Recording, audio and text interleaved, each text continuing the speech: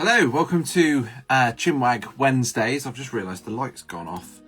I don't know why. It's too bright. Hey, welcome to Chinwag Wednesdays. Tonight I'm going to be going live with George from Nempnett Pastures, and just to remind everyone, the idea of these chats is for me to talk to, I guess, small business owners. Doesn't need to be small businesses, could be big businesses, people, individuals who have got a bit of a story to tell. Whether that is to do with shooting or farming or fire cooking or food, drink, whatever it is. The idea is just to try and spread a little bit of love and the message of what a lot of people are doing. So I've just seen George. Let's try and get him in. George, if you're watching.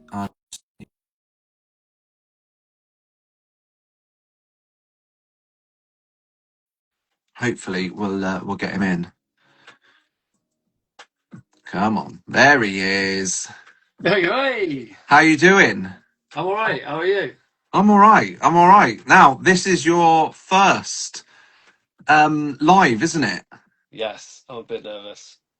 Are you genuinely or not? No, No, of course you're not. just got to remember there's not thousands of people watching us. Well, there's There's millions. so you see that number at the top at the moment that says 11. That's 11 million people. Do we count then? Are we part of that 12? Is it actually 10? Oh God, I hope not. Hey, it's not about numbers. No, that's right. It's just about It's spreading a good engagement. message. Yes. But this is it, mate. There's nothing more complicated than this. It's like a FaceTime call, except people are watching third party. So I have said we will take questions if anything comes up. I didn't really do you a very good introduction there. Do you wanna introduce yourself properly? Oh, I didn't hear it. What did you miss out? Well, everything. I just said I was talking to George from Nempnett Pastures, but All right. I've Yeah. ruined it now for everyone. Well, I'm George from Nempnett Pastures. We're a small family farm based in North Somerset. I farm with my parents and my wife and my two girls, who are 5 and 7.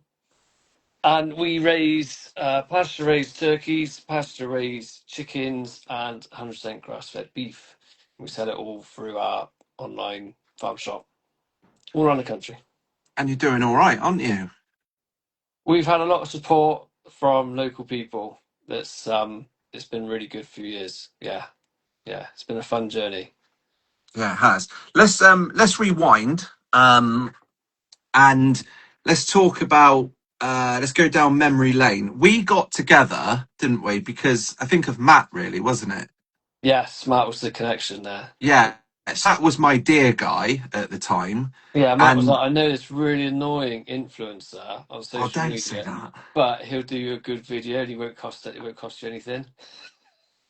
I mean, what's terrible is he probably did say something like I'm that. still waiting on that video.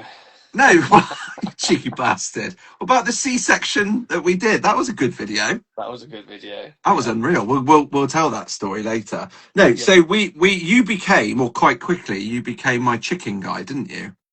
You're a chicken guy. I'm not sure if that's a good thing to be known as the chicken guy. Yeah, but you were. And back in the beginning, he was my deer guy. I had a chicken guy. I had all kinds of Yeah. different people for It's different chicken. things. Yeah. But Yeah. was that when it was probably good timing, wasn't it? Because was I sort of on the scene just as you were about to do the open days? Yeah. So We were probably talking chickens and cows and everything else, and then you probably said open day, and I said, "Oh, I'll help," and that's probably how it happened, wasn't it? yeah, I remember we had our first pop-up shop, is what it That's was. right. And Yeah. it was just a gazebo in the yard with me and a table of fresh chicken. And Ah, I don't think I even had beef then. I wasn't there for that then. I don't think, No, I don't think you were. It was because the literally, first one that I remember was the worst one, where do you remember we or I blew the floor up? oh yeah, You were out on a tour, and I think wasn't I with your dad at the time? yeah, we lit a fire on the concrete. Yeah, and I was a little bit skeptical about that. So for anyone Forgot watching or about that. listening, never, ever, ever cook on concrete because it will explode, and it did, didn't it? You weren't there. It was, yeah. I mean, it just went bang, and then there was charcoal and Bits of ash concrete everywhere. everywhere. And you had the Yeah, hay bales as well, mate. I've never been so frightened in all my life. I know, right? Don't tell the insurance company that. No, no. Well, we sorted it all. Um, You learn from your mistakes. That's the best way to learn. You just got to crack on, have a go, but make your from mistakes. there, we went to, that was when we started using the Weber, wasn't it? Yeah. No, Or was that, did we go fire pit you next? had a big fire pit. That's still at yours, isn't it? I need to It get is, that. mate. It's literally just rusting away in the barn. Jesus Yeah, Christ! Right, I need to yeah, get that back. yeah. No, that was good, but it's hard work for you, wasn't it, cooking all them burgers Well, and it was that? just bent over the whole time, wasn't it? Yeah. Well, one time I remember putting it on 3 or 4 breeze blocks so you weren't bent over so far. Oh yeah, I remember that. Anyway, so what we're talking Yeah. about is your open days. Open Um, days. Yeah. and you're going to continue to do those this year? Yeah, we've got 2 dates planned. Let me look on my calendar. The first one Only is, two? well, yes, yes, only 2. Boo. I know. So we're going to do more feasts. So we're doing 4 Okay. feasts. Ray! Hey, get on the food. Yeah, the first open day is on the 27th of June. Okay, cool. So quite late in the summer, really. But This is where someone watching will be like, "Oh, I've booked Alex that day for something else." oh, we'll have to We'll figure it figure that out. out. We'll We'll figure it figure out. it out. But That's why I need to meet up with you to just you make do sure that we've got good. all the dates right. Definitely, mate. Definitely. Yeah. But Um, we are hoping to do a surprise event this year. ooh. So it'll be a third event in the end of October, which might give it away. But we're not going to release anything yet because it's new for us. We've got a lot to learn, and we want to make sure it actually happens. So it Does it have an orange theme? does have an orange theme. Okay, say It no is quite more. scary. It's very scary. Nice. So sorry, the date of the first one is what Twenty of June? seventh of June, Saturday the Yeah. 27th, and then we've got another one on the 19th of September, Okay, so kind of like, yeah, yeah, and nice. then we got another barn dance as well on the 5th of September, charity barn dance. Best ever. Right, hang on, you're jumping the gun. So much to go through. So I much to know go we've got through. to. So the farm, the open days, the farm tours and things. For anyone who doesn't know, so I stay back at base with the home team, and we're cooking. Well, definitely burgers, and then sometimes it can be chicken wings and other bits and pieces as well. Yeah. And George then has the absolute pleasure of driving round on the tractor, towing a huge trailer of people, and you give the farm tours, don't you? Yeah, and everyone rips it out of me saying, "Oh, have you had a hard day driving that tractor?" And we're dripping in sweat, cooking hundreds of burgers. Yeah, but how many burgers did we say we did last year? Oh, thousands, mate. It was good though. So Yeah, George's burgers are amazing. I can't take credit. Credit to Jamie Val and Ben Val's, our butchers. They make them for us. They're just spot on, like everything, weight, seasoning, fat content. For me, I Yeah, absolutely love them. three Absolutely love three them. ingredient burgers. We started that trend before M&S did. Literally beef. Really? Yeah, because now M&S, or is it Waitrose? One of them, they're like 3 ingredient porridge oats, 3 ingredient cocoa puffs, or whatever it is they're coming out with. But yeah, It's three as I ingredient mean, it's as it should burgers. be though. But like yours are beefy. They actually it tastes of a beef burger. That's because that's all it is: beef, salt, and pepper. Boom. Yeah. What else do you need? No, Now for it's as breakfast. it should be. So Yeah, take us on a journey then, George. Tell us what sort of things happen on the tour. What do you tend to do? I tend to bore people by talking way too much. And Way too much. really, really bad jokes as well. Bad jokes. Yeah, it was so bad that after one of the tours, right, a little boy, probably 6, 7 years old, said, "I've got a better bee joke for you." Because I said a bee joke. I can't remember what it is now. You're about to tell it, aren't you? Can I? Yeah. And he goes, "What do you call a bee that produces milk?" I'm like, "I have no idea." He goes, "A booby." And I was like, "That is brilliant." So now on every tour, I say the booby joke because it's quite age appropriate as well. Like any kids, like it's fine. Yeah. So Yeah, yeah. Good, I didn't forget that one. good. I mean, you Um, haven't said what the tour's about, but we've yeah, got so the tour boobies into the basically conversation. we try and do three or four tours a day, and we just take you round so you get to go and see the chickens and the guardian dogs, looking after them. I'll tell you all about them, and then we drive around into the cows. And I always, this is a bit of a spoiler, so if anyone's not been on it, I always put some hay. I always put some hay under the seats, and then when we get into the with the cows, I'm like, right, I haven't fed them today. Who wants to help me feed them? And then all the kids are like, yeah, we do. And then underneath, I'm like, under the seats, there's some hay, and they all grab the hay. It's quite magical. You should actually come one day, and I've and only been once, haven't I? yeah. But that was like a corporate thing. It wasn't quite the same with all the kids. Yeah. The kids make it, and so they grab the hay and they're just leaning over, feeding these cows the hay over the trailer, and it's just they love. They're just Would the Would whole you place liken is it actually. to a sort of an African safari? Yeah, yeah, Very similar. yeah. Especially this year with the drought, Yeah. especially with the Oh dogs. yeah. Wild animals. But yeah, I think there's something real empowering about being higher than the cows, but really close to them and being able to like almost touch them. Or you Well, can't touch. it's like for sure a safe space. So Yeah, it's safe, but in amongst you got the whole herd. You got like 100 odd animals all around the trailer, and yeah. anyway, everyone gets a buzz out of that. I always get a buzz out of it, and then I got to try and get through the electric fence without the cows following me out. So I'm like, get out of the tractor, pin it down, get back in the tractor, drive over the fence, and leg it back to try and lift the fence back up before the cows would follow me out, which is always a bit of a theatrical scene in itself.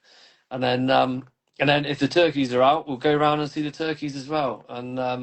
And it takes about an hour, depending on how many questions I get and how far away all the animals are at the time. Because Yeah, yeah. sometimes it works out that the cows are closer to the turkeys, so I haven't got to drive very far to see them. Um, so it just goes a bit quicker. But yeah, no, it's always good fun. That always amazes me. They always get they're always full up. Yeah, I don't know where everyone comes, to be honest. I don't know The, where they the come the the from. days are amazing. I genuinely don't know. I mean, I know it's good, so I kind of do get it, but I almost don't know how you get so many people there because you are in the No, middle of absolutely nowhere. Really. Well, you're not because you're 5 minutes from the A38, but that's you the feel thing. like you're in the middle of nowhere. I know. I was chatting to someone today about this. Like, we're lucky in a way because we're real remote, but actually we're only like half hour from Bath, half hour from Weston, half hour Yeah, from Bristol. So you've got three relatively big yeah, cities that we're a half hour trip away. So I think that's part of it. We're in the right location for that. yeah. But yeah, they've just progressed. I say the first one was I didn't think anyone would come to the farm, and it started off trying to sell some meat out of out of a fridge and a gazebo. And then we had a barbecue, and we thought we'd do some samples. And I put a spatchcock chicken on a gas barbecue, shut the lid, and then left it. And then came back 10 minutes later, and the thing is completely black. I was like, Oh right, no. I need to delegate this job to someone who's much better at Is barbecuing than that me. is that when I came in? Yeah.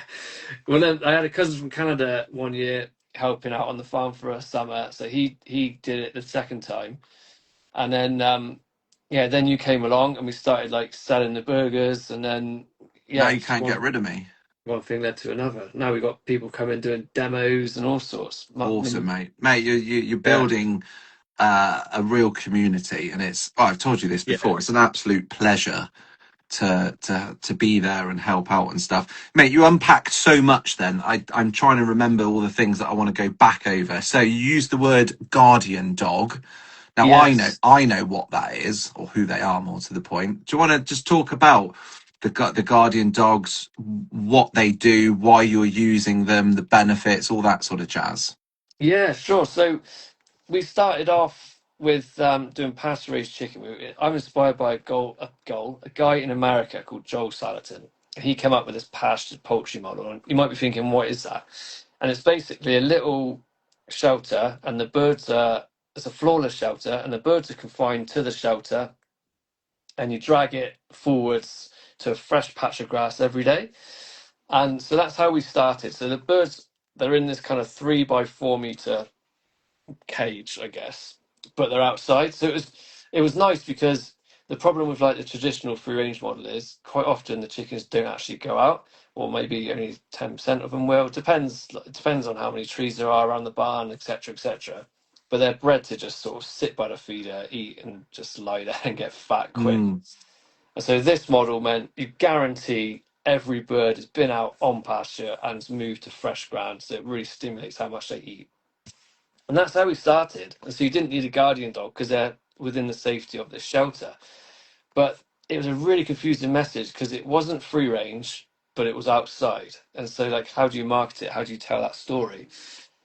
And also, when the birds were getting like ready for slaughter, they looked a bit thick and now we were moving them twice a day just to give them extra ground, and it just felt I wasn't quite happy with it. I really wanted to see them out with a bit more space. And so then I don't know how it came about. There's a few guys doing it over here, but mainly over in America. We come across these guardian dogs. Now they're Maremas and they're bred in the Alps of Italy to protect flocks of sheep from wolves. Mm. But it turns out whatever you raise them with as a pup, as a young age, is what they want to protect. And so Right. we got them. We got Bear, our first dog, actually to protect turkeys because we tried it with turkeys before we did chickens. But that having the dogs then live with the birds day and night, and they keep Mm. all the predators away, which means we can lift the shelters up and the birds can freely go in and out, and they've got the whole field, or we fence off an area to keep them contained within an area, but they can go in and out of the shelter, and they got all the extra space, and the dogs keep the predators away. So it's And how do they do that? by being big and loud and Yeah, but smelling. no, but come on. Yeah, so they just mark their territory. Yeah. They're very territorial, so they'll patrol around the outside the It's field. like a lot of scenting and stuff, isn't it? Yeah, yeah, and they do a But lot of they, I mean, barking. but they are utterly terrifying.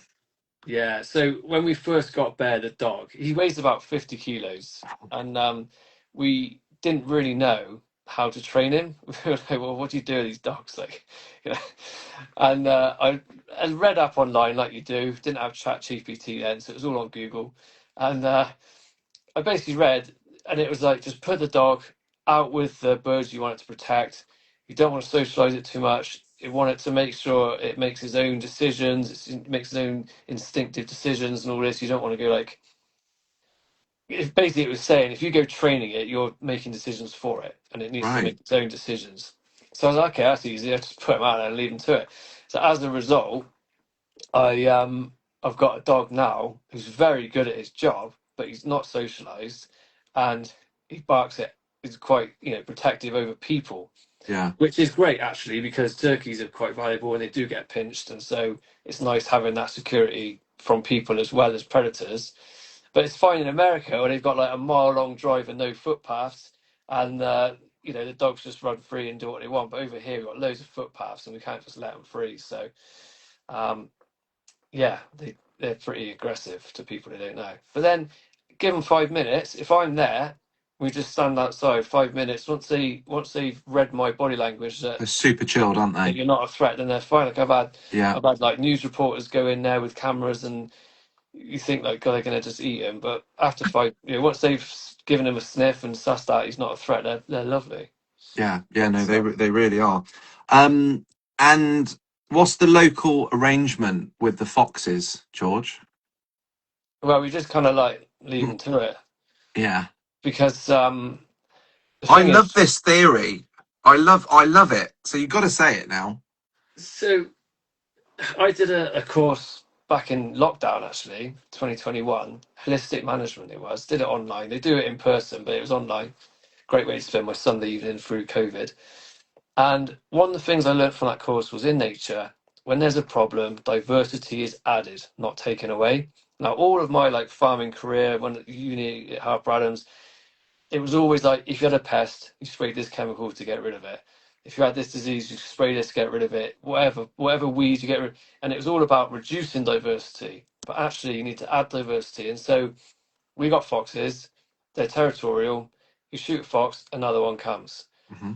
So we added diversity with the dogs, and we don't control the foxes unless I will do if we have a problem fox, because sometimes you do get a problem fox, but we haven't touched one. Um, and And that way, the foxes we have got in our territory, they know the crack. They know our system. They know we've got electric fences. They know we've got big ass dogs. And so they don't challenge it. Whereas if we went out shooting them every week or whatever, we'd have constant dogs, foxes challenging the system. Because they don't know either. And they don't know. And I know that one day I'm going to sit here like a smug ass, being like, my dog's protected. One day a fox is going to get in and we're going to have a bit of a problem. But I like to think that if that day happens, the dogs will stop it becoming a real big problem, even if Yeah, it becomes a little problem. Do you know what I mean? yeah. So, Well, I yeah, mean, if they meet the dogs, they got problems. yeah, they have, yeah. Yeah, like it's what worries me is like if you have a storm one night and like the electric fences blow over and the dogs Yeah, escape and then you're like everything's everywhere. yeah. So we make sure we do a good job on the fences. Right, that's the dogs. So let's backtrack over the chickens because again, like I want people to understand at real basic levels what it is that you're doing. So ultimately, the Yeah, chickens live for one day at a time until they're moved every day. live for one day. No. As in live on one patch for one day, then you Oh move yeah, it the next day. Yeah. So yeah, basically, they've got fresh ground every single day, haven't they? yeah. We move the shelter within the field every morning to a fresh patch because they spend most of their time around the shelter. That's where they feel safe. Yeah. Chickens are jungle, like they're from the jungle fowl, so they're used to being under a canopy. They're used to being in trees. So where we've got pasturelands, we haven't got the trees. We've got our shelters, which kind of mimic that. And so they Yeah. spend the most of the time around the shelters where the food and water is. So that area naturally gets most of the chicken shit. And then we just move it forwards, fresh spot every day, and that just evenly spreads the muck, evenly gives them fresh ground. And that's the point. Is actually they're then doing the ground good, aren't they? Oh, they do an amazing job. Yeah. Yeah, The amount and of you can see it fertility. because I've seen the drone footage and that, and you can Yeah. see the color of the grass like Yeah. completely different, isn't it? Yeah, they do a real good job for fertilizing that ground, and because they're not heavy, they're not compacting it, but they're putting a lot of fertility down. That grass just explodes back, and then a month, 6 weeks later, we just bring the cows in, and they just go crazy for it. Yeah, Yeah. But because they're on that ground and there's bugs and whatever else that they find, Mm. that's then doing the chickens good, which ultimately Yeah, is making the plate better. Do yeah, you want to just sort of talk through that? yeah. Sure. So basically, the more diverse the diet is of the animal, the healthier it is, the better it tastes. Because you are what you eat, and it's the same with the bird. What they eat is what they taste like, and they've just had this beautiful golden color to them from all the Yeah. beta carotene, which is found in the grass. It's like I think it's vitamin A, but yeah, it makes their fat yellow, and yeah, they just spend their whole day doing what chickens do. They're just out there eating bugs and eating the But they're seeds building on the they're grass. building their leg muscles up, aren't they? Oh yeah, they're building all their muscles. They're flapping their Yeah. wings. They're running around. They're pretty big old birds to be honest. By the time you get them back, Yeah. and yeah, we actually we do have to. They can't. I get this question all the time. Do you have to feed the chicken grain? Yes, we do. The chicken are monogastric, so they need grain. They need that high energy feed. A cow can live off grass alone because it's got four stomachs. Rumens it can ruminate and ferment, and that tough lignin in the grass. It can get food out of that, energy out of that. Chickens can't. So um, we do feed them grain. We get local wheat and beans, and we mill and mix it on the farm. And we actually restrict feed them. So we feed them twice a day, which is extra work for ourselves. It's all done by hand, but it's a better way of managing the birds because they run out of food for a few hours a day. It encourages them to go out and graze and supplement their diet with the bugs and stuff. If I just fed them ad lib, which is all the feed they could want, they would They'd be lazy and they would they'd be just wait for it. lazy. They just eat that all the time. They wouldn't go off looking. So yeah, it's a harder way of managing them, but I think the results come through in the end product. So Yeah. Well, you know this, and I know this, and I'm not just saying this, but they are completely different food products to supermarket chicken, aren't they? yeah, even like a high welfare supermarket chicken, Yeah. it's just completely different because the system that we use, it's very hard to replicate that on a big scale. Yeah. Um, it can be so not it it can be replicated on loads of people's farms or whatever, but it's hard to scale it and industrialize it, if you know what I mean. So it's Yeah, yeah, it's completely different, the amount of yeah. exercise those birds get. And how do we like our chicken, George? Crispy, covered in salt. That is, That's it. it's just unreal, isn't it? I Yeah, until we did it with the wings and that. I mean, they're just unbelievable, just salted, aren't they? literally had a plate of wings tonight. I think I had 6 wings, which they're Oh, big. They're big they're wings. monsters, aren't they? You know, people Yeah, that are like wing fanatics. It's just like, again, yeah, it's a different product. Like it's got muscle structure and it is tougher. You know, there's no point saying that it's tender and it's not. It's tougher. It's got more muscle to it, but yeah, flavor is just incredible. yeah. Definitely, And when definitely. we've served them up, people are like, "Oh, what have you put on it?" It's like nothing, just salt. Well, what's the Salt. taste then? It's like chicken. Chicken. Yeah, How many people like chicken? Again, no disrespect. Chicken is boring, isn't it? You know, yeah, supermarket. It's just nothing to it. I yeah. think that's why we add, all the rubs and flavors and things like that, which obviously does work. But my God, when we do chicken at yours or here or whatever, and we're just salting it, it's just next level. You don't need any rubs on it, do you? No, it's just Yeah. perfect the way it is. How many chicken do you think we eat in this country in a year? I should know this because we've talked about it. I have. Go on, wow me. 1.1 billion. 1.1 billion chickens. Yeah, Wow. it's a lot of chicken. We love chicken in this country. Yeah, we do, don't we? I mean, it goes with everything, goes in lots of things. So, Yeah. But 90% of those chickens are like proper, factory farms, yeah, hatched and in the supermarket like in less than 40 days. yeah. So that's the one thing Brilliant. we haven't mentioned. So, talk through, the days at which chickens live for and yours. Yeah, so you've got your standard chicken, which is like 35 days or something. Then you got free range, which is 56 days. Then you got organic, which is 70 days. And then we just take ours another week longer just so we can just get extra flavour into them, really. Yeah, And but we'll start killing ours around week 11, 12, 13. yeah. So, and then we do the cockerels for Christmas, which are even bigger and older again. But they've had the best possible life that they could have. They've been looked after. They've been Yeah. guarded. They've lived a natural-ish life of scrounging around looking for stuff. And then Um, definitely being outside. yeah, Like, and they've definitely been outside guaranteed, and got 100% they've been on pasture. yeah, absolutely. And we just, on that point, we just raised them through the summer because it wouldn't be fair to have 1,000 chicken out in the field now. Yeah, We ought to be doing ducks. That's what we should be doing because it'd be perfect for ducks out there now. It's waterlogged. But because the chickens roost down in the grass, I mean, it are you needs saying to be that's what we're dry. going to do? No, mate, it's too. If there wasn't the AI, the bird flu AI, not this, like, not that, if there wasn't all that AI, then I'd consider it. But this time of year, everything's on lockdown. Like all the birds have got to be inside anyway, so Right, it just yeah, makes yeah. sense to not have any poultry on the farm this time of year for us. Um, let's talk about the cows next. Um, actually, can we talk about the pigs to start with? Yeah, we should. Yeah, Let's start with we that. probably should have started with that. Do you want to start with the pigs then and the decision that you made?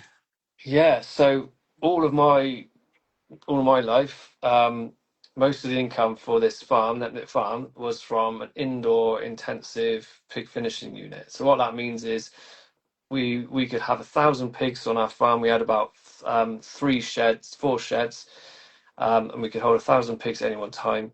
And they would come to us about 38 kilos, which is what you call a weaned store pig. They'd be about 12 weeks old, 38 kilos, and then they go into our accommodation and they stay there for another 11 weeks, growing over a kilo a day. Like they're seriously motoring, and then they would get taken off to the abattoir and gone to the supermarket, and that'd be your kind of like everyday pork. Um, and yeah, they were in groups of tens or 15s in small concrete boxes, which were like the floors are partially concrete, partially slatted, so all their wee and poo would run down the slats into the slurry pits, and they got fed 3 times a day through automatic liquid feed system. So it was very efficient. It always made money. The accountant, the bank manager loved it. It produced a lot of pork, but there was something about it which I was ashamed of. I couldn't get behind, I couldn't get passionate about it. I wasn't proud of it. We locked the sheds up every night because you're worried about, we were worried about activists coming in and filming it. And, it didn't look good in real life, let alone seeing it on the camera. Yeah. And so we were just desperate. I personally was just desperate to do something else, and I knew that it was hard to earn a living from the land. Like the beef never made money. I was at a pig meeting once, stood in a queue, and the guy behind me said, "Oh, what have you got on your farm?" And I said, "Pigs in the suckler herd." He goes, "Suckler herd, that's a rich man's hobby." And I was like, "Well, to be fair, like the pigs are keep, the reason why we got the suckler herd, the cows, is because the pigs are financing it." Yeah. And so I was like, "I don't know what to do. We either need to build more pig sheds or do something completely different." I explored a few different things. I was going to go into laying hens in a large scale, which meant borrowing like £1 million from the bank, which I didn't really want to do. And yeah, and then I started doing some turkeys. I took on my dad's cousin's little turkey enterprise, about 100 birds, when we still had the pigs, and that was the first kind of part of selling a product direct to the consumer, and having it from being a tiny little day old chick and rearing it all the way through processing it and selling it. And I got such a buzz out of it. I really enjoyed all the positive feedback, and it just gave me a massive boost of confidence, because I never thought I'd be able to sell meat to the public. Like, that was just such a daunting thing to think of. Yeah.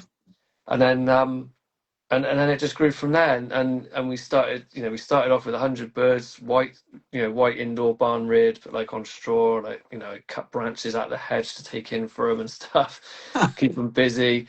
And then I started getting some bronze birds and free ranging them, and the taste just got even better. And then, yeah, again with the turkeys, we can talk about that in a minute, but that just progressed to where it is today.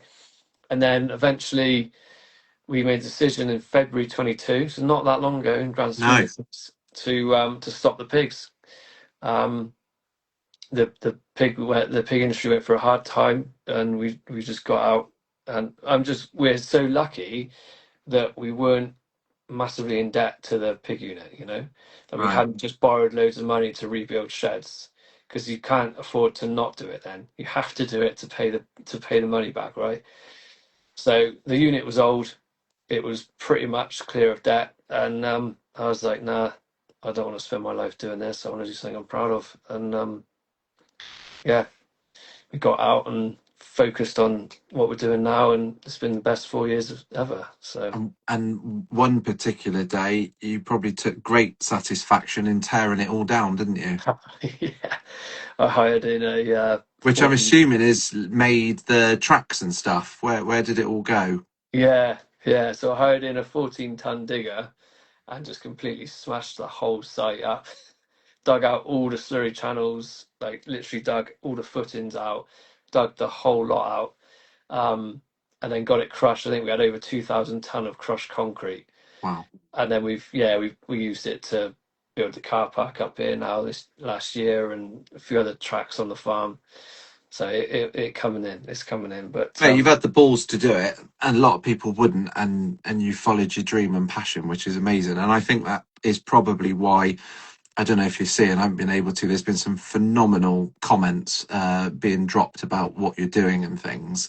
But that's why, mate, and I want you to keep going, and I'm sure you will. but I couldn't do it if it wasn't for everyone that's supporting us. Yeah, It's because we're not the easiest team place to effort. find. Yeah, it is. But like, if people didn't buy our products, I wouldn't have a business, right? Yeah, And so, if people didn't make the effort to drive out here to collect their orders or pay for us to deliver it with DPD, then we wouldn't be able to do it. And so Yeah. I'm just forever grateful to our Well, mate, customers this that and this is why keep it this going. is why we're talking about it. You know, if Yeah. one person watches and is interested and either comes along to one of the open days or jumps in online and tries some chicken and whatever, then happy days. That's what Mm, it's all about. yeah, definitely. Um, we're going to Yeah. run out of time. We've got plenty of time yet, but there seems like there's loads to talk about. So we've done the chickens. Yeah. We could do turkeys next if you want. Yeah. So it all started with the turkeys. Yeah, Um, I had when I was at Harper Adams in Shropshire, the uni there, I went to like a seminar which a guy called Paul Kelly was speaking at, and he owns Kelly Bronze turkeys over in Essex. And I was just so inspired by him. He was a phenomenal speaker, a real inspirational guy. And this was before I'd even had, any turkeys at all. And yeah, so I was really inspired by him. And anyway, so we started off with a few whites and progressed, and then we did a load of free range bronzes, and then I really wanted to get them out of the shed. I hated shutting them in every night because they're a fag, and bedding them up with dusty straw. I was just like fed up of that. So again, we come up with this kind of like mobile perch thing called Gobbledygoes, which sounds crazy, but it's because they gobble and go, and it's a series of perches, and they go up probably 3 meters high with a roof built on a caravan chassis. We built them all here on the farm, and the birds roost on that in the night time, and then they just fly down into the pasture and spend their whole day on grass, and then we just move them around the field. We just drag them with the quad bike. And then again with the guardian dogs, a lot of my other turkey colleagues think I'm absolutely crazy having 900 turkeys outside all the time. Like how do you sleep at night? Because you've not got them safely in a barn. But I do put a lot of trust into those dogs. yeah, yeah. Um, Again and again, phenomenal eating product. Absolutely phenomenal. They're worlds apart from a normal turkey. but what it all comes down to is quite simple, really. When you think about meat, if you want flavour, you need age. Right? So that's why a young chicken in the supermarket has zero flavor. It's just water. Yeah, There's, there's just there's some muscle fibers and water. There's not really any fat in there. So if you need flavor, which you want flavor, the it's got to be old or older. It's got to have a life, and the more movement it does, the more yeah, myoglobin in the muscles, the more oxygen in the muscles, the more muscle fibers, the more flavor, and then you want the fat as well, and enriched diet. But essentially, it's age and movement, and so mm, the turkeys go to 6 months rather than like 18 weeks, what the standard ones would be. They're fully mature, so they got the fat, and they're moving so much because they're outside the whole time, and they're flying up and down the gobbledygook, and they're just building, building, building flavor all the yeah, time. yeah, yeah. George, sorry to interrupt you. I've got Alid has just put in there about visiting the abattoir at Langford. Yeah, next Um, week. I I'm know looking this forward to that, sounds Alice.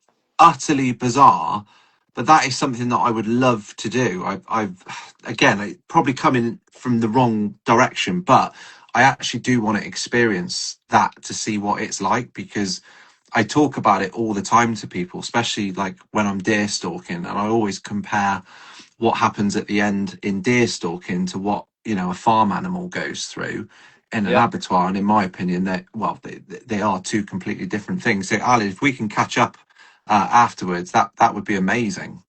Sorry to interrupt you, George. No, that's cool. I think it's next Wednesday.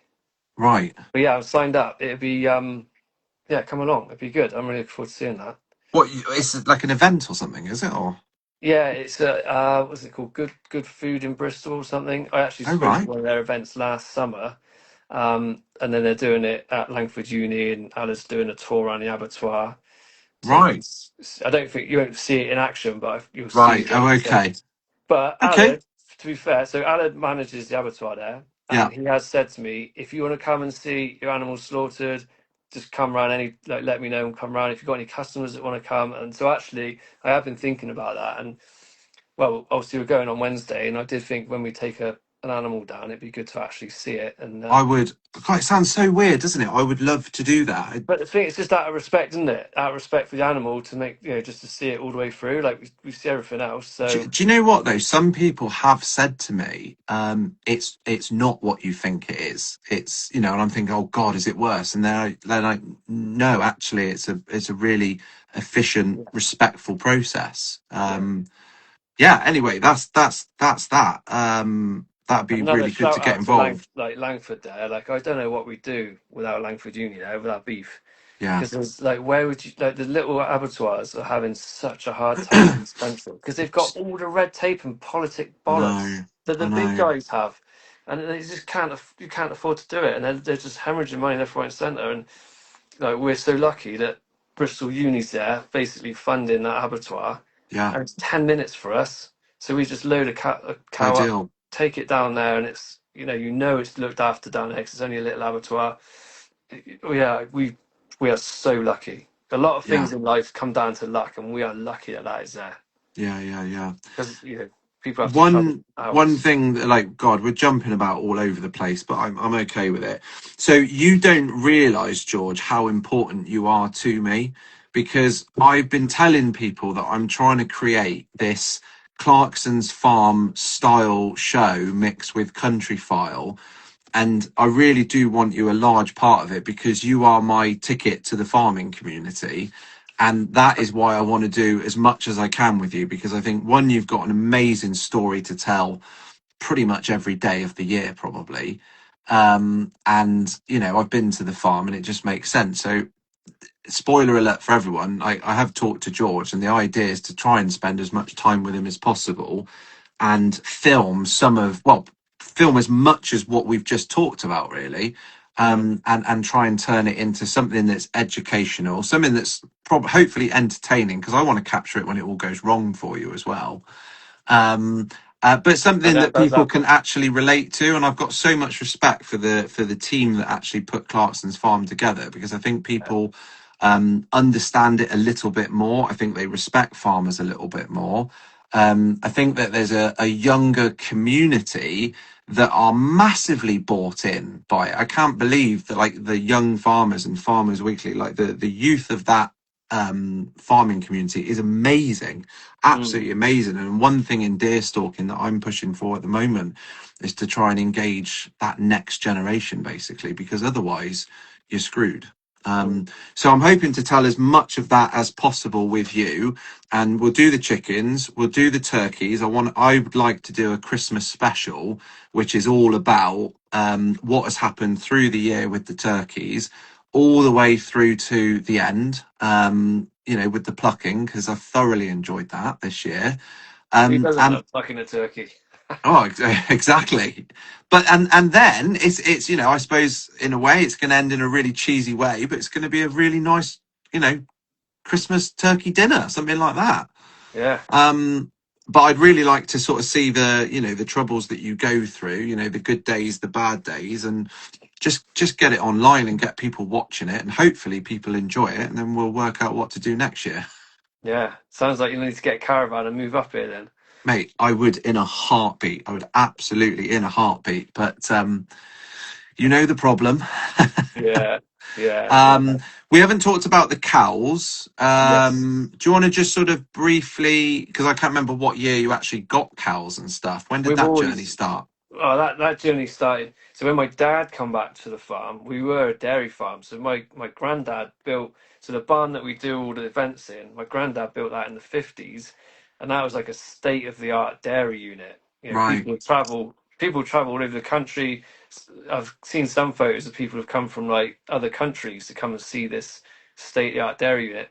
All And right. then when my dad come back from his college, he didn't want to milk cows, and he got rid of the cows and focused on the pigs, got some sheep, and then started a beef herd.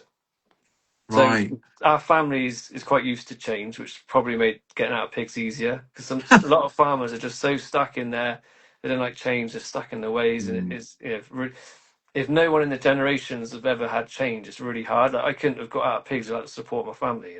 yeah. So yeah. Anyway, so Dad basically started his suckler herd when he come back from college and got rid of the dairy cows, And then we've just, I guess, since I've been back, we just make changes to how we manage them.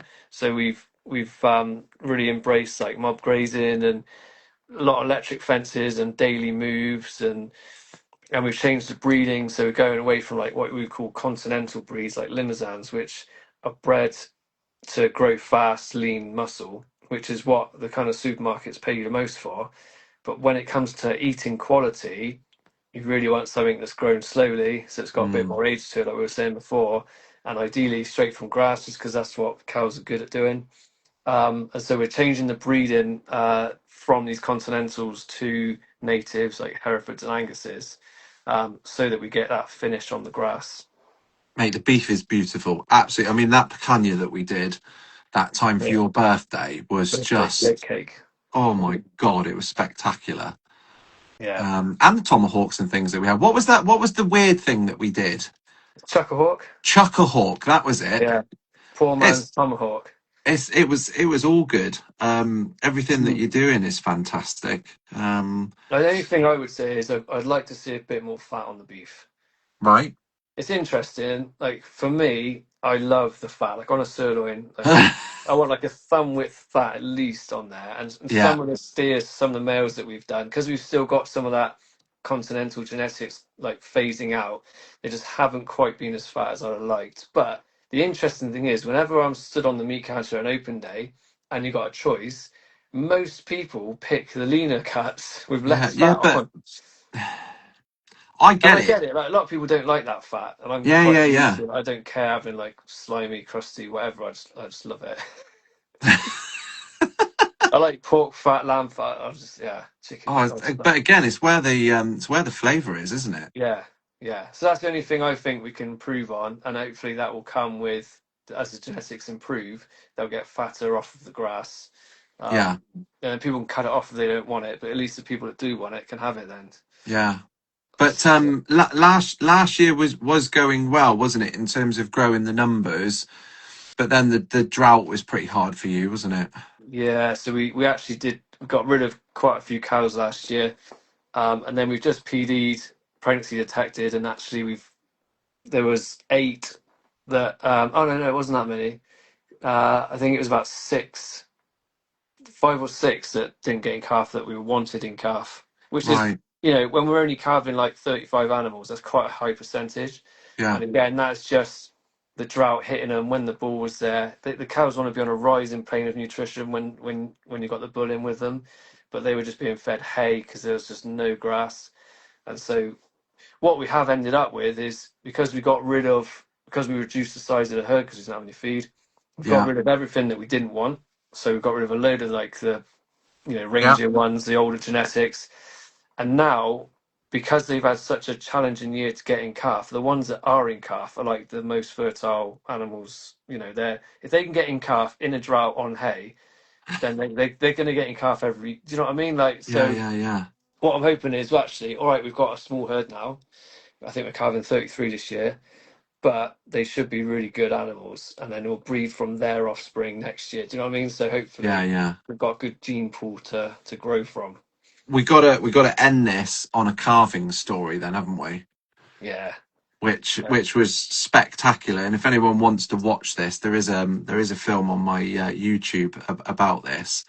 Um, but I'll set the scene. So I was doing Hang a on, a fire. shout out to the guys at Barleywood Cafe there eating beef liver Oh and yeah. veggie herb stew whilst watching this. Oh, fantastic. They're great customers of ours, so thank Oh, you good. guys. I'll Lovely have a little people. look at them in a minute. They got a lovely little cafe. Go and check them out. Whereabouts? Barleywood in Where's Rington. that? Oh, I know. Yeah, yeah, yeah. Yeah, yeah. So that's where the Ethicurium was. Oh, right. Okay. It's Oh, that's now what. where That's right. that's now Vivo's like headquarter, the Barefoot Shoes. Oh, right. Is So it? that's their offices. Yeah, Right. I better get down there when I yeah. get free I'm time. trying to get Vivo to come out to the farm on one of our open days and do like a barefoot talk because I'm fully convinced on that as well. That'd And be they could do cool. like a barefoot walk around the farm or something. Just don't touch There the you electric go. You heard fences. it here first. Anyway, sorry. Oh We yeah. So carving. I was doing a little fire event, wasn't I? And I Yes. had a load of people round, and you had forewarned me that you may need a part of the barn with the carving. Of course, I said, yeah, no problem. Then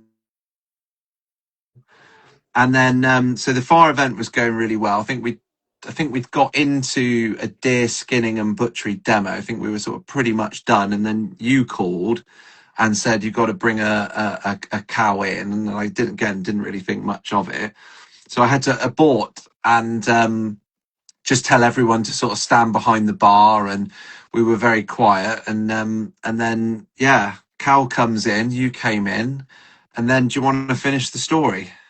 Yeah, how many people? It was quite a big group, wasn't it? 20 up? 15, 15 was 15, it? 20. I can't remember. Yeah. Yeah, so that just kind of sets the scene that the barn we use for our events is basically just one of our farm barns. You know, Yeah, we haven't got a rustic. fancy, yeah, we haven't got a fancy special barn. Well, it is getting fancy, to be It's fair, very, but what I saw at Christmas is phenomenal. but it is still part of the farm, and we have three what we call loose boxes of three pens, and if we've got any issues with cows and calves and they need a bit of time on their own, or we need to try and carve a cow, then we bring them in there, and we've got something called a yoke, which we can trap their heads, and so we can safely work on the animal. But most of them will carve outside by themselves. That's the plan. But like Alex said, Today Monday was not the morning, I day. said you can use the barn during April, May, June, but there is a chance if we ever needed to bring a cow in, then we have to literally bring it in. Where you're eating your food is where we will need to be. Anyway, this one day I can't remember what day. It was the middle of the weekday, wasn't it? And Something like that, yeah. we had a heifer, which is a cow that's never had a calf before. And her basically, we put our hands in. She wasn't getting on with in the field. We thought, right, something's not right. We need to get her in. And we put our hands in. It was a fair sized calf, but the pelvis felt really small. And my wife Meg, she's real good at with the cows as well. And she put her hand in, and she was like, "Nah, this isn't coming." She's pushing. It's just not. We couldn't get the nose through the pelvic bones. So then we got the vet out, and the vet put their hand in, and it was like, "Nah, that's not coming out. We've got to cut it out the side." So C-section. So you do it when the cow stood up. We have to watch the video if you want to see it. But the cow stood up, and they cut through the side of the stomach, what it looks like, into the womb, and then we just hoinked the calf out, and it was a bit touch and go, wasn't it? Because naturally, Mate, it when was they exceptionally from our side. It was very emotional because yeah we watched you change. You know, we were waiting for the vet. Paul, who was the leader of the group, was really switched on. So he was almost yeah guiding me as to what's going on. He was saying, no, you know, that's looking a little bit tense there. I didn't know what to do. I didn't know whether to, you know, abort completely. But fair play that, you know, the vet allowed everyone to yeah. watch. And again, you know, the leader of the group, it was Flourish Farm Shop who were with us. Mm, Fair play to him because he was a great leader, and he said, "Guys, you know, you probably will never see this again in your life. You know, yeah try and enjoy it." And we did, but you know, again, from watching, you know, to watch the C-section actually happen, to then watch a calf being pulled out, yeah. and then to watch you guys you know, struggling to get it to breathe. I mean, it was brutal to watch, and we could kind of see that it wasn't taking that breath. The fluid was still inside, wasn't it? So that's right. When they calve naturally through the vagina, it kind of like they hang out, and all the fluid kind of gets squeezed out. But because they're coming out the side, they don't have that, and so his lungs are just full of yeah. And sometimes you lose them. You know, they come out and you cannot get them to breathe, and you do lose them. And Meg, my wife, she's given them mouth to mouth before because she's that determined that she's not going to lose them. Like she's literally got like slime all over her face. She's just, Oh, but she saved them because she's got the air. She's pushed it through, got the air in the lungs. But this one, I can't remember if she did mouth to mouth on this one or not. But we I ended up. don't think so. You're blowing up the nostrils, putting straw up Did there, you and hang it over the hurdle as well to try and get yeah, her? and I don't know how long that lasted. I mean, it seemed like forever at the It's probably time. only a couple of minutes, but And then all of a sudden, it just came to life, didn't it? Well, you probably yeah. don't remember. It probably wasn't it Yeah, was no, you do. special to us. Yeah, no, well, yeah, you see it take a breath, and you know, take a little croaky breath, and it shakes its head, and Well, we were all like, yeah, We're so Yeah, relieved. yeah, I I mean, it know. would have really ruined the day. It would have. Yeah, yeah, yeah. Um, Going through all that because everyone would have just been on a downer if it yeah, was like go that far and then to lose it. It's but a phenomenal experience. And then again, the whole time, the cows just stood up, chilling as if yeah, nothing it's is amazing. happening. Yeah, yeah, And then the amazing. vet just comes along and stitches it up, and It's so quick. it's amazing. It was absolutely Yeah. amazing to watch. So, And then straight back to the barbecues, cooking and the then it was steak. straight back to the butchery and the barbecue and the steak dinner, which was phenomenal. Yeah, you can't beat just knowing though, eh? You can't So, beat so just that knowing. that hopefully people watching, that hopefully gives you a little bit of insight as to perhaps what George goes through, and which is why I think it would make some interesting viewing. So, I'm Yeah, hoping to get out to you ASAP and try and capture some of this stuff on video and try and show people at home. But in the meantime, we will stick to the open days. We are running a bit low on time. You've obviously got your fire feast days as well. Let's make sure we talk about that. So what's going on with them? yeah. So a couple of years ago, I really loved the idea of getting people on the farm, and what I really wanted was to get people on the farm eating our food.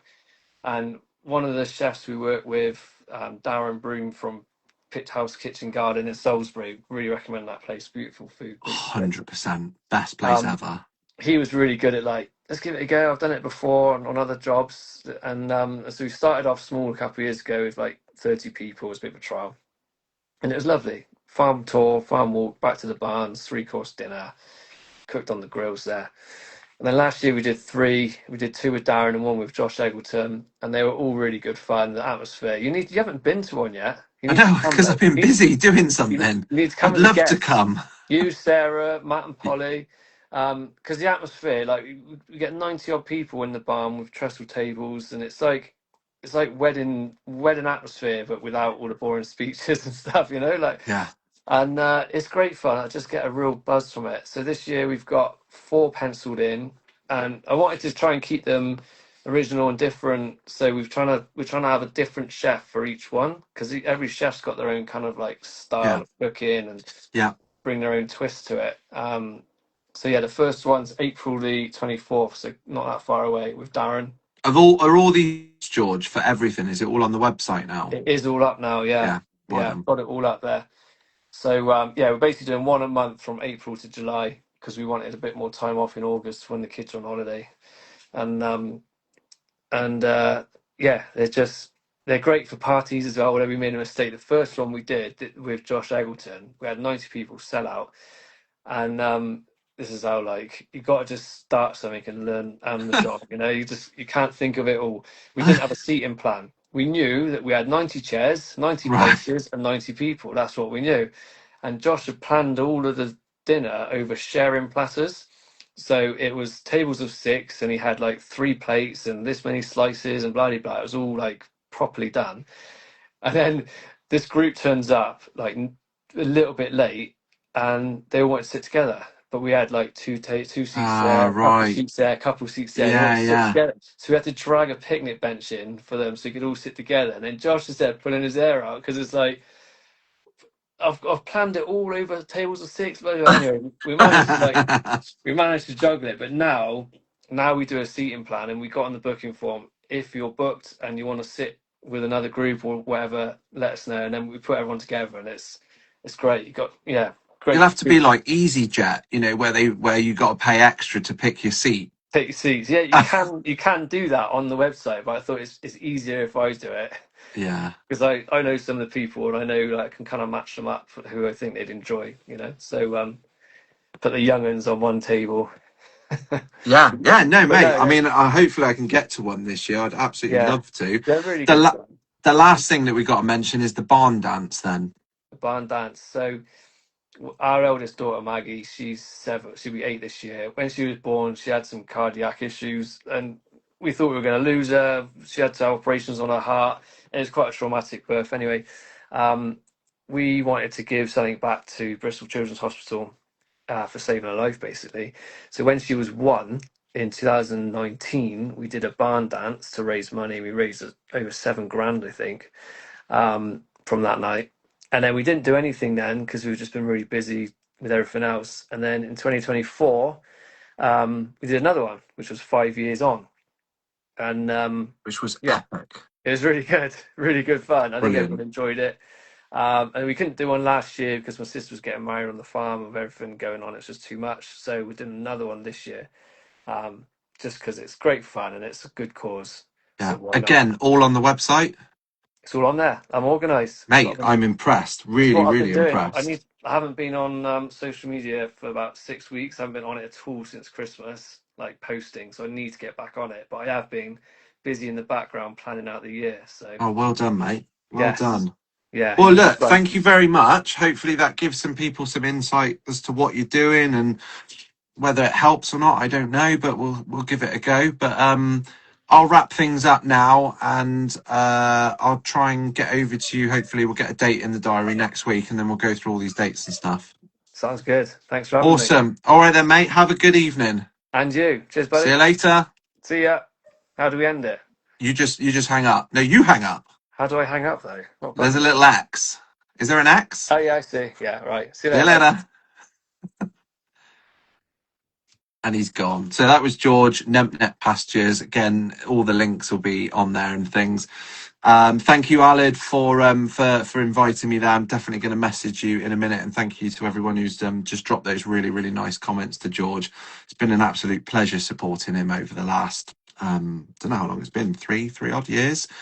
Yeah, and as I said, so the show that I'm trying to create on YouTube, it's called the Estates Collective, and it's I guess a collective of my friends, one of them being George, and it's to try and showcase some of the things that are going on. So there's a bit of a trailer that I've got at the moment that I did put out. So it's farming, it's country sports, country stories, businesses, shooting, game recipes, fire cooking, all that sort of thing. I'm trying to wrap it all up into one entertaining show.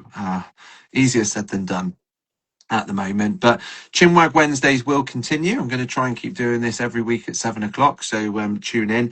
Next week is going to be a very, very special guest because she's all the way over in America, and I really, really hope that the tech and things work and she's still available. So that's a lovely lady called Gigi, and she is salmon obsessed. So if that all goes well, then that'll be next Wednesday at 7 o'clock. But thank you very much for tuning in. Really appreciate it. And I'll see you next week. Thank you very much.